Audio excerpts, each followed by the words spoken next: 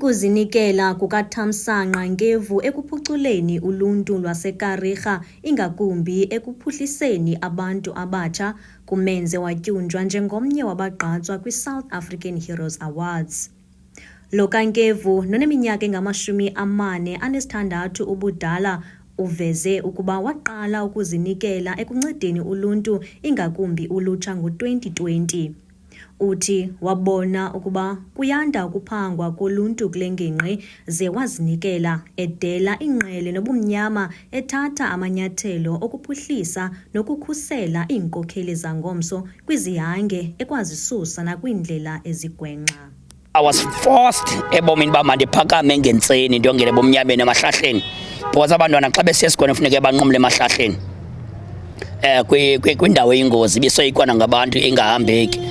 So ndanyanzeleka uba mandivuke ngentseni ndifane nomntu ophethe umtshayelo oklinayo to make sure uba ngaba aba bantwana xa besiya esikolweni ubuso abadibana nabo endleleni bubuso bam, a very friendly face ebanika ithemba xa besiya esikolweni. So that's how I wanted to affect these kids, and that's what I have achieved for them, because ubabona namhlanje besiya esikolweni bedlala enjoying experience yoya esikolweni, not just to get in school and start enjoying isikolo xa befike esikolweni, but they need to start enjoying experience yoba ngumntwana nesikolo on their way to school. Uluntu lwale ndawo luthi ezindaba zokutyunjwa kukaNkevu zilungcuthu ezindlebeni zalo. Luthi luyanqina ngenene ligorha, bathi ufanele ukuyiphumelela le mbasa. I'm overexcited that ude walifumana ithuba loba achongwe ukuze naye abe ngumntu oyi-candidate.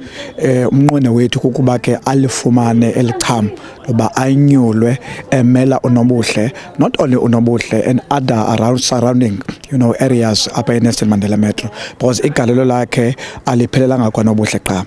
It goes as far as iPE itself enceda abantu selflessly. Khona indawo apho bezinganjwa yaphetina apho kugcwele gangsters khona.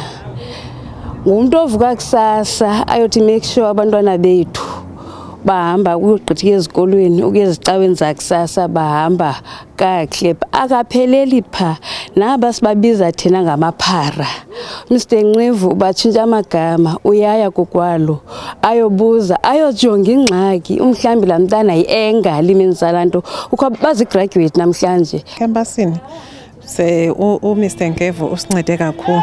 Sithe ngoku bekukho le disaster ngoku apha phakathi kuJune May, wasinceda sakwazi uidentify abantwana bethu ababini abathe balantu abamka namanzi.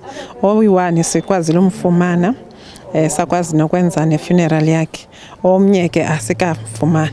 Ukanti uNombuzo Danki Langboy nongumzali womntwana ophantsi ukumka nezikhukhula ebezikho eKarigha kule nyanga iphelileyo, uthi unombulelo ongazenzisiyo kweli gorha lale ndawo.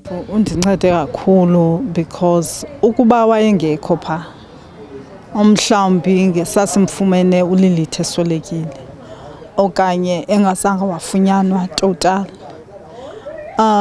Ngenxa yoba wayepha samfumana uLilith, so sivuya kakhulu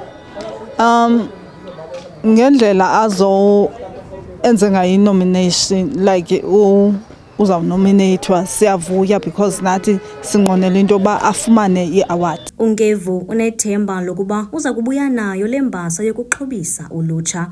Umsitho we-South African Heroes Awards uza kubanjwa ngomhla wama-21 kweyoMsintsi eRhawutini eJohn Kani Theatre.